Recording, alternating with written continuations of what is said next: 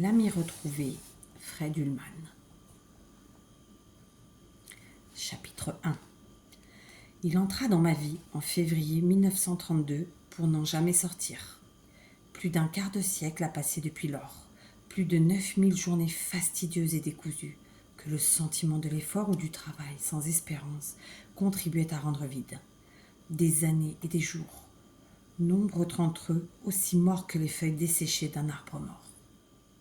Je puis me rappeler les jours et l'heure où, pour la première fois, mon regard se posa sur ce garçon qui allait devenir la source de mon plus grand bonheur et de mon plus grand désespoir. C'était 2 jours après mon 16e anniversaire, à 3 heures de l'après-midi, par une grise et sombre journée d'hiver. J'étais au Karl Alexander Gymnasium à Stuttgart, le lycée le plus renommé de Württemberg, fondé en 1521. L'année où Luther parut devant Charles V, empereur du Saint-Empire et roi d'Espagne. Je me souviens de chaque détail. La salle de classe avec ses tables et ses bancs massifs, l'aigre odeur de 40 manteaux d'hiver humides, les mares de neige fondue, les traces jaunâtres sur les murs gris là où, avant la Révolution, étaient accrochés les portraits du Kaiser Guillaume et du roi de Wittenberg. En fermant les yeux, je vois encore les dos de mes camarades de classe, dont un grand nombre périrent plus tard dans les steppes russes ou dans les sables d'Alamein. J'entends encore la voix lasse et désillusionnée de R. Zimmermann qui, condamné à enseigner toute sa vie, avait accepté son sort avec une triste résignation. Il avait le teint jaune et ses cheveux, sa moustache et sa barbe en pointe étaient teintés de gris. Il regardait le monde à travers un pince-nez, posé sur le bout de son nez, avec l'expression d'un chien bâtard en quête de nourriture. Bien qu'il n'eût sans doute pas plus de 50 ans, il nous paraissait à nous en avoir 80. Nous le méprisions parce qu'il était doux et bon et avait l'odeur d'un homme pauvre. Probablement n'y avait-il pas de salle de bain dans son logement de 2 pièces. Durant l'automne et les longs mois d'hiver, il portait un costume tout rapiécé, verdâtre et luisant. Il avait un second costume pour le printemps et l'été. Nous le traitions avec dédain et de temps à autre avec cruauté. Cette lâche cruauté qui est celle de garçons bien portants à l'égard des faibles, des vieux et des êtres sans défense. Le jour s'assombrissait, mais il ne faisait pas assez nuit pour éclairer la salle, et à travers les vitres, je voyais encore clairement l'église de la garnison, une affreuse construction de la fin du XIXe siècle, pour le moment embellie par la neige recouvrant ses tours jumelles qui transperçaient le ciel de plomb. Belles aussi étaient les blanches collines qui entouraient ma ville natale, au-delà de laquelle le monde semblait finir et le mystère commencer. J'étais somnolent, faisant de petits dessins, rêvant, m'arracha parfois un cheveu pour me tenir éveillé. Lorsqu'on frappa à la porte, avant que Herr Zimmermann pût dire « Herrn », parut le professeur Klett, le proviseur. Mais personne ne regarda le petit homme tiré à 4 épingles, car tous les yeux étaient tournés vers l'étranger qui le suivait, tout comme Phèdre eût pu suivre Socrate. Nous le regardions fixement, comme si nous avions vu un fantôme, probablement comme tous les autres. Ce qui me frappa, plus que son maintien plein d'assurance, son air aristocratique et son sourire nuancé d'un léger dédain, ce fut son élégance. En matière de style vestimentaire, nous faisions à nous tous un morne assemblage. La plupart de nos mères avaient le sentiment que n'importe quel vêtement était assez bon pour aller en classe, aussi longtemps qu'ils étaient faits d'étoffes solides et durables.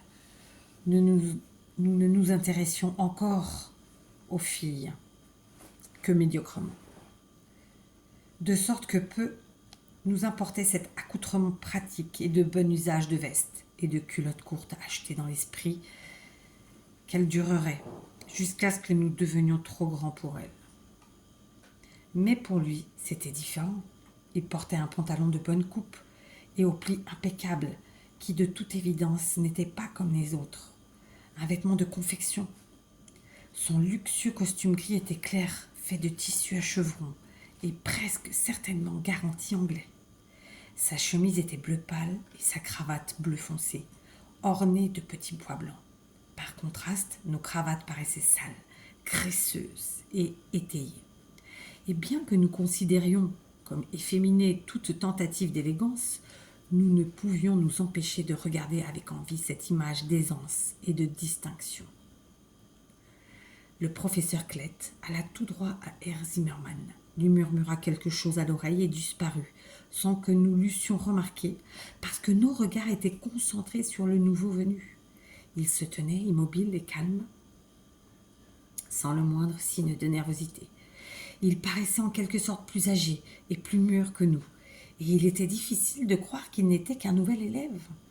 S'il avait disparu aussi silencieusement et mystérieusement qu'il était entré, cela ne nous aurait pas surpris. Herr Zimmermann remonta son pince-nez, parcourut la salle de ses yeux fatigués, découvrit un siège vide juste devant moi, descendit de son estrade et, à l'étonnement de toute la classe, accompagna le nouveau venu jusqu'à la place qui lui était assignée. Puis, inclinant légèrement la tête, comme s'il avait presque envie de le saluer, mais ne l'osait tout à fait, il retourna lentement vers l'estrade à reculons, ne cessant de faire face à l'étranger. Regagnant son siège, il s'adressa à lui. « Voudriez-vous, je vous prie, me donner votre nom, votre prénom, ainsi que la date et le lieu de votre naissance ?» Le jeune homme se leva. « Graf von Hohenfels, Konrad, annonça-t-il, né le 19 janvier 1916 à Burg Hohenfels, Württemberg. » Puis il se rassit. Deuxième chapitre. Je regardais fixement cet étrange garçon qui avait exactement mon âge, comme s'il était venu d'un autre monde. Non parce qu'il était comte. Il y avait plusieurs von dans ma classe, mais il ne semblait pas différent de nous, qui étions des fils de marchands, de banquiers, de pasteurs, de tailleurs ou d'employés des chemins de fer. Il y avait frère von Gall, un pauvre garçon, fils d'un officier en retraite, dont les moyens ne lui permettaient de donner à ses enfants que de la margarine. Il y avait le baron von Walderlust, dont le père avait un château près de Wimpfen am Neckar. Un ancêtre de celui-ci avait été anobli pour avoir rendu au duc Eberhard Ludwig des services d'une nature douteuse. Nous avions même un prince, Hubertus Glemm Liechtenstein, mais il était si stupide que même son ascendance princière ne pouvait le préserver d'être la risée de tous. Mais là, le cas était différent. Les Hohenfels faisaient partie de notre histoire. Il est vrai que leur château, situé entre Hohenstaufen, Le Tech et Hohenzollern, était en ruine et que ces tours détruites laissaient à nu le cône de la montagne. Mais leur célébrité était encore vivace. Je connaissais leurs exploits aussi bien que ceux de Scipion, l'Africain, d'Hannibal ou de César. Hildebrand von Hohenfels était mort en 1190 en essayant de sauver Frédéric Ier de Hohenstaufen, le grand Barberousse, de la noyade dans le Cydnus, en Asie mineure, rivière au courant rapide. Hanno von Hohenfels était l'ami de Frédéric II, le plus magnifique des Hohenstaufen, stupor mundi. Il l'avait aidé à écrire de Art venandi cum avidus et mourut à Salem en 1247 dans les bras de l'empereur. Son corps repose encore à Catane, dans un sarcophage de porphyre supporté par 4 lions. Frédéric von Hohenfels, inhumé à Kloster-Hirschau, fut tué à Pavie après avoir fait prisonnier le roi de France, François Ier. Waldemar von Hohenfels tomba à Leipzig. 2 frères, Fritz et Ulrich, périrent à Champigny en 1871, d'abord le plus jeune, puis l'aîné, en essayant de le mettre en lieu sûr. Un autre Frédéric von Hohenfels fut tué à Verdun. Et là, à quelques 50 centimètres de moi, était assis un membre de cette illustre famille de Souabe. Par partageant la même salle que moi, sous mes yeux observateurs et fascinés. Le moindre de ses mouvements m'intéressait. Sa façon d'ouvrir son cartable ciré, celle dont il disposait de ses mains blanches et d'une irréprochable propreté, si différente des miennes, courtes, maladroites et tachées d'encre. Son stylo et ses crayons bien taillés, celle dont il ouvrait et fermait son cahier. Tout en lui éveillait ma curiosité. Le soin avec lequel il choisissait son crayon, sa manière de s'asseoir bien droit, comme si, à tout moment, il dût avoir à se lever pour donner un ordre à une armée invisible, et celle de passer sa main dans ses cheveux blonds.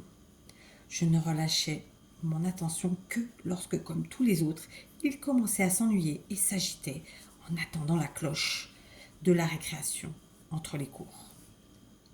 J'observais son fier visage aux traits joliment ciselés, et en vérité, nul odorateur n'eût pu contempler Hélène de Troie plus intensément ou être plus convaincu de sa propre infériorité. Qui donc étais-je pour oser lui parler? Dans quel ghetto d'Europe nos ancêtres avaient-ils croupi quand Frédéric von Hohenstaufen avait tendu à Hanno von Hohenfels sa main ornée de bagues? Que pouvais-je donc, moi, fils d'un médecin juif, petit-fils et arrière-petit-fils d'un rabbin, et d'une lignée de petits commerçants et de marchands de bestiaux, offrir à ce garçon aux cheveux d'or, dont le seul nom m'emplissait d'un tel respect mêlé de crainte? Comment, dans toute sa gloire, serait-il capable de comprendre ma timidité, ma susceptible fierté, ma peur d'être blessé? Qu'avait-il, lui, Konrad von Hohenfels, de commun avec moi, Hans Schwartz, dépourvu d'assurance et de grâce mondaine? Chose étrange, je n'étais pas le seul à éprouver de la nervosité à lui parler. Presque tous les autres semblaient l'éviter. Généralement grossiers en paroles et en action, toujours prêts à s'interpeller par des sobriquets dégoûtants. Punaise, saucisse, cochon, tête de lard. Se bousculant avec ou sans provocation. Tous étaient silencieux et gênés en sa présence, lui laissant le passage chaque fois qu'il se levait et où qu'il allait. Ils semblaient eux aussi être sous un charme. Si l'un de nous avait osé paraître habillé comme Hohenfels, il se fût exposé à un ridicule sans merci. On eût dit que Herr Zimmermann lui-même craignait de le déranger. Autre chose encore, ses devoirs du soir étaient corrigés avec le plus grand soin, là où Zimmermann se bornait à écrire en marge de mon cahier de brèves remarques, telles que « mal construit »,« que signifie ceci » ou « pas trop mal ». Moins de négligence, s'il vous plaît. Son travail à lui était corrigé avec une profusion d'observations et d'explications qui devait avoir coûté à notre professeur nombre de minutes de corvée supplémentaires. Il paraissait ne pas se soucier d'être abandonné à lui-même. Peut-être en avait-il l'habitude, mais il ne donnait jamais la plus légère impression de morgue ou de vanité, ni du moindre désir conscient d'être différent des autres élèves. À une exception près, à notre rencontre, il était toujours extrêmement poli, souriait quand on lui parlait et tenait la porte ouverte lorsque quelqu'un désirait quitter la salle. Et pourtant, les garçons semblaient avoir peur de lui. Je ne puis que supposer que c'était le mythe des Hohenfels qui, ainsi que moi, les rendait timides et les embarrassait. Le prince et le baron eux-mêmes le laissèrent d'abord de côté, mais une semaine après son arrivée, je vis tous les Von s'approcher de lui pendant la récréation qui suivait le second cours. Le prince lui parla, puis le baron et le Freiherr. Je ne pus saisir que quelques mots. Ma tante Hohenlohe, Maxi a dit. Qui était Maxi? D'autres noms furent cités qui, de toute évidence, leur étaient à tous familiers. Certains d'entre eux provoquèrent l'hilarité générale. D'autres furent prononcés avec toutes les marques possibles de respect, presque murmurés, comme si un personnage royal était présent. Mais cette conversation sembla n'aboutir à rien par la suite. Lorsqu'ils se croisaient, ils se bornaient à des signes de tête et à des sourires, et à échanger quelques mots. Mais Conrad paraissait aussi réservé que jamais.